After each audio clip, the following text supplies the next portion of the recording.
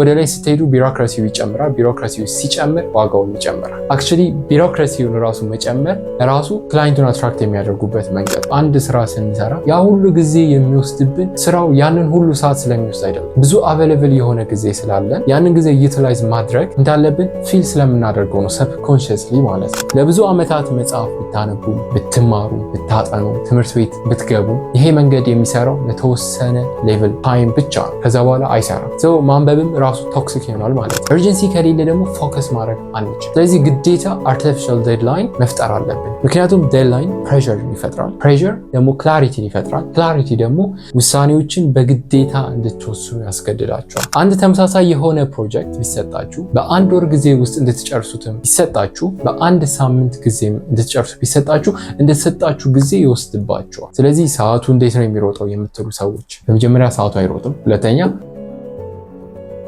አንድን ስራ በፍጥነት መጨረስ ከፈለጋችሁ ያ ስራ ይወስድብኛል ብላችሁ የምታስቡትን ሰዓት በግማሽ ሰዓት ቀንሳችሁ አርቲፊሻል ዴድላይን ፈጥራችሁ መስራት ብቸኛ አማራጭ ነው።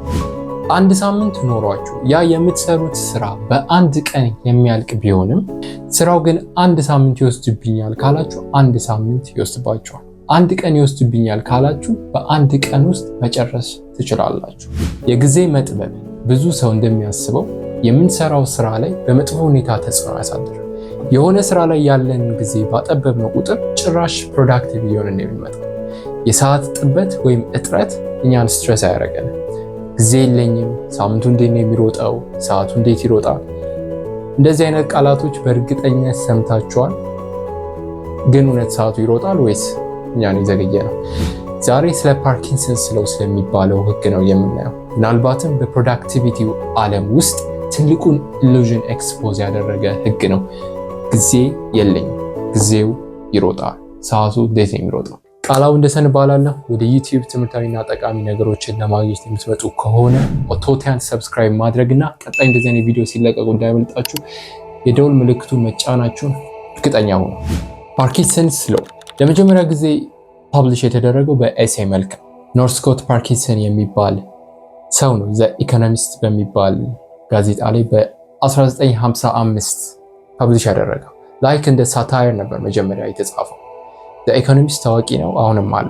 ለዛ ነው በሱ ስም የተሰየመው ፓርኪንሰን ተብሎ። ከዚህ በኋላ በተደጋጋሚ በሌሎች መጽሐፎች ላይም ተጽፏል። ፓርኪንሰን የሚል መጽሐፍም አለ። የህግ ማኔጅመንት ሳይንስ ላይም ሶሻል ሳይኮሎጂ ላይም አለ። መጀመሪያ ይሄንን ሐሳብ የተጻፈው ፓርኪንሰን የጻፈው በብሪቲሽ ሲቪል ሰርቪስ ውስጥ በነበረበት ጊዜ ከነበረው ኤክስፒሪየንስ እና ኤክስፖዠር ተነስቶ ነው እንጂ አሁን እንደሚወራው ለትናንሽ ስራዎች ተማሪዎችን ለመርዳት ታስቦ አልነበረ። አናላይዝ እያደረገ የነበረው በጽሁፍ ውስጥ የመንግስትን ቢሮክራሲ ነው።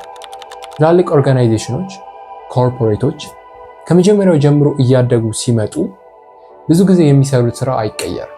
ማለት አውትፑቱ አንድ አይነት ነው፣ ሴም ነው። ድሮም ትንሽ እየነበሩ የሚሰሩት ነገር አሁንም ትልቅም ሆኖ የሚሰሩት ነገር አንድ ነው። ብዙ ጊዜ ነው ያልኩት። የሚቀየረው የአድሚኒስትሬሽን ስርዓቱ። ብዙ ሰዎች ማምጣት ይጀምራሉ። ቲሙ ለብዙ ዲፓርትመንቶች ይከፋፈላሉ። ኤክስፓንድ ማድረግ ይጀምራሉ። የወረቀት ስራው በጣም ጊዜ መውሰድ ይጀምራል። ቢሮክራሲው በበዛ ቁጥር ፔፐርወርኩ እየበዛ ይመጣል። ፕሮጀክት ስኮፑም ይበዛል። ካምፓኒዎቹም ቀስ ብሎ ነው ኦፕሬት ማድረግ የሚጀምሩት። የዚህ ልዩነት ደግሞ ማየት ከፈለጋችሁ ፕራክቲካሊ እንደ ኤጀንሲ ኦፕሬት የሚያደርጉ ድርጅቶችን ያዋቸው። ኮንሰልታንቶች ታች ናቸው የሚባሉትም እላይ ናቸው የሚባሉትም አንድ አይነት ነገር ነው የሚሰሩት። አንድ አይነት የሆነ ስራ ትናንሾቹ ጋር 200,000 የሚባለው ትላልቆቹ ጋር 2 ሚሊዮን ይላሉ። አውትካሙ ግን አንድ ነው። ኦፍ ኮርስ ሬፑቴሽን፣ እውቅና፣ ስም ምናምን ልትሉኝ ትችላላችሁ። ግን ሀሳቡ ግን ወደ ላይ ስትሄዱ ቢሮክራሲው ይጨምራል። ቢሮክራሲው ሲጨምር ዋጋውም ይጨምራል።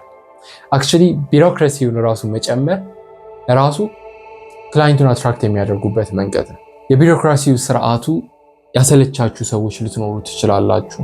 ይሄ ቢሮክራሲ ራሱ ቃሉ ፖዚቲቭ ነው ማለት አድሚኒስትሬቲቭ ፕሮሲጀር ማለት ነው። ብዙ ጊዜ ግን ቃሉን ለሆነ አስቸጋሪ ነገር ለመግለጽ የምንጠቀምበት ወደ ኔጌቲቭ ነገር ስለሚመጣ ነው እንጂ ፖዚቲቭ ነው ስሙ ራሱ። ስለዚህ በኮምፕሌክሲቲ ላይ ተመስርተው ሳይሆን ኤክስፓንሽን ላይ ነው። በትላልቅ ድርጅቶችም እና በትናንሽ ድርጅቶች መካከል ያለው ልዩነት አንዱ ይሄ ነው። ትላልቆቹ ጋር ስብሰባ ይበዛል። ይሄኛው ዲፓርትመንት ይሄው ይባላል፣ ከዛ ሌላኛው ይሄው ይባላል፣ ከዛ እነዚህ ሰብሰብ ይባላል፣ እነዚህ ፈርሙ ምናምን የተባለ ብዙ ነው። ግን አንድ የስራው መሰራት ከተጀመረ በኋላ ኤቭሪ ፖሲብል አውትካም ፎርካስት ስለሚያደርጉት ስራው በደንብ ይሰሩታል ሳያቆራርጡ። ትናንሾቹ ጋር ግን ስትመጡ ብዙ ጊዜ ወዲያው ነው ወደ ስራው የሚገቡት። ከዛ ከገቡ በኋላ ግን ችግር ያጋጥማቸዋል። ስራው ይቆራረጣል፣ ባሉበት ታይም ደሊቨር ማድረግ አይችሉም። ሰው አንዳንዴ ቢሮክራሲ ይጠቅማል ማለት ነው። ይህንን ሁሉ ያወራሁት መጀመሪያ ፓርኪንሰን ሎው እንዴት እንደተጀመረ እንድትረዱት ብዬ ነው እንጂ ይህ አይደለም የዛሬ ሀሳባችን። ባጭሩ ፓርኪንሰንስ ሎው የሚለው ነገር አንድ ስራ ያለንን ጊዜ ለመምላት ወይም ለመውሰድ ኤክስፓንድ ያደርጋል። ምንም ይሁን ያንን ስራ ለመጨረስ የሚፈጅብን ጊዜ ከዛ ያነሰ ቢሆን፣ አንድ ተመሳሳይ የሆነ ፕሮጀክት ቢሰጣችሁ በአንድ ወር ጊዜ ውስጥ እንድትጨርሱትም ቢሰጣችሁ፣ በአንድ ሳምንት ጊዜ እንድትጨርሱ ቢሰጣችሁ እንደተሰጣችሁ ጊዜ ይወስድባቸዋል። ምንም የተለያዩ ፕሮጀክቶች አይደሉም፣ አንድ ናቸው። ልክ አንድ ወር ሲሰጣችሁ በደንብ ሪሰርች ማድረግ ትጀምራላችሁ። ደጋግማችሁ ማሰብ ትጀምራላችሁ። በተደጋጋሚ ቆይ ይሄ ነገር ብሰራው ይሻላል ምናምን ማለት ትጀምራላችሁ። ግን አንድ ሳምንት ግን ከሆነ የተሰጣችሁ አላስፈላጊ የሆኑ ነገሮችን አስወግዳችሁ ፎከስ ማድረግ የሚገባችሁ ነገር ላይ ብቻ ፎከስ ማድረግ ትጀምራላችሁ። ስለዚህ በፍጥነት ውሳኔዎችን መወሰን ትጀምራላችሁ። ይሄ ፕሮጀክት በሁለቱም ጊዜ የተለያየ ታይምላይን የወሰደው ፕሮጀክቱ ያን ያህል ጊዜ ስለሚያስፈልገው አይደለም። ይህን ያህል ጊዜ የወሰደው እኛ ብዙ ጊዜ ስለተሰጠ ታይሙ ወይም ጊዜው ኤክስፓንድ አያደርግም፣ ግን የራሳችን ኢንኤፊሽንሲ ግን ኤክስፓንድ ያደርጋል። ፓርኪንሰንስ ሎው በምሳሌ ይህን ይመስላል። 2 ሳምንት ይፈጅብኛል ብላችሁ ካሰባችሁ 2 ሳምንት ይወስድባቸዋል። 2 ቀን ካላችሁ 2 ቀን ይወስድባቸዋል። ለራሳችሁ እንደምትሰጡት የጊዜ ገደብ ነው። ብዙ ሰዓት አንድ ስራ ላይ ስትቀመጡ ከባድ እየሆነ ነው የሚመጣው። ጊዜ ብቻ አይደለም ማለት ነው የምታባክ። 2 አይነት ሰዎች አለ ይላል። የመጀመሪያዎቹ ሁሌ በጣም የሚያጠኑ ናቸው፣ በጣም ያነባሉ፣ በጣም ብዙ ሪሰርቾችን በመስራት ጊዜያቸውን ይጠቀሙታል እና the right moment በመፈለግ ነው ጊዜያቸውን የሚያጠፉት። ቢዝነስ ላይም ለመስራት እንደዚሁ ነው የሚያደርጉት፣ ምንም አክሽን ለመውሰድም ማለት ነው ጊዜ ይወስድባቸዋል። ሁለተኞቹ ግሩፖች ደግሞ እንደዚህ የሚባል የለም፣ ጀስት ፍሬምወርኩን ያጠናሉ፣ ከዛ ወደ አክሽን ይገባሉ። እነዚህ ድርጊት ውስጥ ከገቡ በኋላ ነው በድርጊቱ በሚሰሩት ነገር ነው የሚማሩት። በአጋጣሚ ግን የሁለተኛው መንገድ ነው በእውነተኛው ዓለም ላይ አዋጭው የሆነ ሎጂካል ኦርደርን አይከተልም። የመጀመሪያዎቹ እንደዚህ የሆኑበት በብዙ ተጽዕኖ ስላደጉ ነው እንጂ ተፈጥሯዊ አይደለም። አንደኛው ምክንያት ትምህርት ቤት ነው። የትምህርት ስርዓቱ ላይ በሌላ ጊዜ በሰፊው እንመጣበታለን። ግን ትምህርት ቤት እንዴት ነው ኦፕሬት የምታደርጉት? የሆነ የሚነበብ ነገር ይኖራል። ከዛ ያን የሚነበብ ነገር ታጥሩታላችሁ፣ ትሸመድዱታላችሁ። ከዛ ፈተና ላይ ትቀመጣላችሁ፣ ያናነበባችሁትን ነገር ትጽፉታላችሁ። ከአንድ ወር በኋላ ለማስታወስ ስትሞክሩ አታስታውሱት። ስህተት ከሰራችሁ ደግሞ ይቀጣቸዋል፣ ትቀጣላችሁ። ይህ አስቸጋሪ የሆነ መንገድ እንደ መጀመሪያው አይነት ሰዎችን ይፈጥራሉ። ውሳኔ ላለመወሰን ዙሪያውን ሲዞሩ ይኖራሉ። ክላስ ውስጥ ቶፕ ፐርፎርመር የሚባሉ የነበሩ ሰዎች ሪል ላይፍ ላይ የሚቸገሩበት አንዱ ምክንያት ይሄ ነው። የመማር ከርቡን ብትመለከቱ የመጀመሪያው ሰሞን በፍጥነት ነው የምንማረው። ከዛ ከተወሰነ ጊዜ በኋላ መጽሐፍን ብታነቡ ምንም ነገር ብታጠኑ አትማሩ። የምትሰሯቸው ስራዎች ናቸው የሚያስተምሯችሁ። ለርኒንግ ከርቡን ብትመለከቱ ማለት ነው በፍጥነት ነው የምትማሩት። ከዛ በኋላ ፍላት እየሆነ ነው የሚመጣው፣ ስታግናንት ነው የሚሆነው። ከዛ በኋላ ግራፉን እዚህ ላይ ያስቀምጥላችኋል። መጽሐፍ እኮ የሚጽፉ ሰዎች መጽሐፍ ስለሚያነቡ ብቻ አይደለም የሚጽፉት፣ የራሳቸውን ኤክስፒሪየንስ እኮ ነው የሚጽፉት። ከዛ እኛም ስናነበው መጽሐፉ ላይ ሁሉም ነው የሚያወሩት፣ ያም ያወራል ይሄም ያወራል። ከዛ እኛ አይዲያ መሰብሰብ ነው። ግን አይዲያው ራሱን አንብበ ነው ከተወሰነ ጊዜ በኋላ ለማስታወስ ብንሞክር ረስተ ነው። እነሱ የጻፉት ነገር እኛ ስላልኖር ነው ሐሳቡን ኢንተርናላይዝ ማድረግ አንችልም። ግዴታ እኛ ራሳችን መስራት አለብን። ካለበለዚያ እንደ መጀመሪያዎቹ ግሩፖች ነው የምንሆነው። ለብዙ ዓመታት መጽሐፍ ብታነቡም ብትማሩም ብታጠኑም ትምህርት ቤት ብትገቡም ይሄ መንገድ የሚሰራው ለተወሰነ ሌቭል ታይም ብቻ ነው። ከዛ በኋላ አይሰራም። ማንበብም ራሱ ቶክሲክ ይሆናል ማለት ነው፣ በተለይ ሰልፍ ኢምፕሩቭመንት ላይ ከሆናችሁ። ስለዚህ ፓርኪንሰንስ ላው ለምን ይሰራል ካላችሁ፣ ምክንያቱም ከሰው ልጅ ሳይኮሎጂ ጋር አላይን ስለሚያደርግ ለሆነ ስራ ብዙ ጊዜ ከሰጠ ነው ለራሳችን ሪላክስ ማድረግ እንጀምራለን ማለት ነው። እርጀንሲ አይኖርም ማለት ነው። እርጀንሲ ከሌለ ደግሞ ፎከስ ማድረግ አንችልም። ስለዚህ ግዴታ አርቲፊሻል ዴድላይን መፍጠር አለብን። ዴድላይኑ ራሱ ባይኖር እኛ ሴት አርገን በዛ መስራት መቻል አለብን። ምክንያቱም ዴድላይን ፕሬሸርን ይፈጥራል። ፕሬሸር ደግሞ ክላሪቲን ይፈጥራል። ክላሪቲ ደግሞ ውሳኔዎችን በግዴታ እንድትወስኑ ያስገድዳቸዋል። ካለበለዚያ ኮንሲኩዌንስ አለ። የመጨረሻው ዓላማ ውሳኔ ካልወሰንክ ጥቅም የለውም፣ ኪሳራ ነው። ዴድላይን ከሌለ ግን ስራውን ልትጨርሱ ትችላላችሁ፣ ግን በጣም ጠቃሚ የሆነው ሌላ ነገር የምትሰሩበትን ታይም ጊዜያችሁን ኮንሱም ያደርግባችኋል። ሌላ ምሳሌ ልስጣችሁ፣ ፓርኪንሰንስ ሎው። ለምሳሌ ቤታችሁ መጸዳት አለበት እንበል። ቀኑን ሙሉ እያጸዳችሁ ቀስ ብላችሁ ልትጨርሱ ትችላላችሁ፣ ግን በ30 ደቂቃ ውስጥ ሰዎች ይመጣሉ፣ እንግዶች ይመጣሉ ብትባሉ በዛ ጊዜ ውስጥ ትጨርሱታላችሁ። ታይሙ አይደለም የተቀየረው፣ ፎከስ የምታደርጉበት ጊዜና ገደብ ግን ተቀይሯል። ለዚህ ነው ዴድላይን የሚያስፈልገው። ዴድላይን ከሌለ አርቲፊሻል ዴድላይን ያስፈልጋል። ዴድላይን ገደብ ነው የሚፈጥረው። ስለዚህ የነበረውን ኮንቬንሽናል የተለመደው መንገድ ነው ወይም ስታተስ ከሆነ ድጋሚ እንድንመለከተውና እንድንቀይረው የሚያደርገን አንደኛው መንገድ ይሄ ነው፣ አርቲፊሻል ዴድላይን መከተል ነው። ሁለተኛው መንገድ ግን ታይመር መስራት ነው። ልክ እንደ ሯጭ ብላችሁ አስቡት። 25 ደቂቃ ሴት ታደርጋላችሁ። በዛ 25 ደቂቃ ውስጥ በዛች ደቂቃ ውስጥ ለመስራት ትሞክራላችሁ። ከጨርሳችሁ አሪፍ ነው፣ ግን ካልጨርሳችሁ ግረፍት ታደርጉና በድጋሚ ታይመሩን አስጀምራችሁ ትሰራላችሁ። የዚህ መንገድ ትልቁ ጥቅም ምን መሰላችሁ?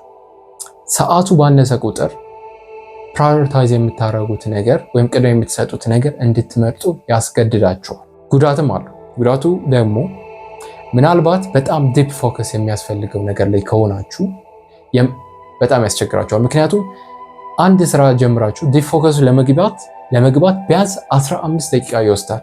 አይምሮችን በዚህ መንገድ ነው ፋንክሽን የሚያደርገው። ይህን መንገድ ከዚህ በፊት አይተነዋል። ዲፕ ፎከስ ውስጥ እያላችሁ አቋርጣችሁ ትወጣላችሁ ማለት ነው። ፍሎ ስቴትን አቺቭ ማድረግ አትችሉ። ከዚህ በፊት ስለ ፍሎ ስቴት አይተናል፣ እንዴት አቺቭ ማድረግ እንደምንችል ያን ቪዲዮ ተመልከቱት። ሶስተኛው መንገድ ኤክስተርናል ፕሬሸር መፍጠር ከውጭ። እውነት እናውራ ከተባለ ብዙ ሰዎች ማለት ባልችልም አንዳንድ ሰዎች ግን ሰው ሲያያቸው ነው ኮሚትድ ሆነው መስራት የሚችሉት። ስለዚህ እንደዚህ አይነት ሰው ከሆናችሁ ቅድም ያየናቸው መንገዶች የማይሰሩላችሁ ከሆነ ሰው ታመጣላችሁ ወይም ትቀጥራላችሁ የሚቆጣጠራችሁ።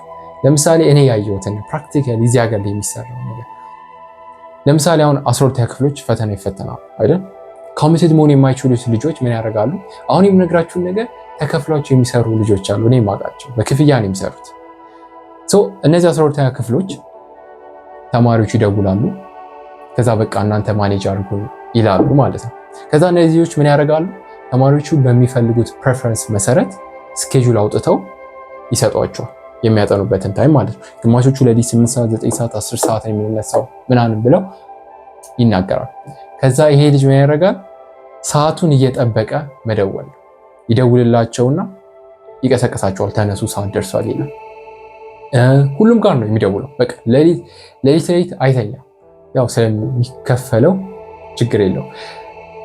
ከዛ ትንሽ ቆይተው ድጋሚ ደውሎ ደግሞ ቼክ ያደርጋቸዋል፣ እየሰራችሁ ነው ወይ ምናምን ብለው። እነሱም ሲጨርሱ ጨርሰናል ብለው ይልኩለታል። ከዛ ጥያቄዎች ይልክላቸዋል፣ ቼክ ያደርግላቸዋል። ከዛ ጋር ፎከስ ማድረግ እንዳለባቸው ይነግራቸዋል።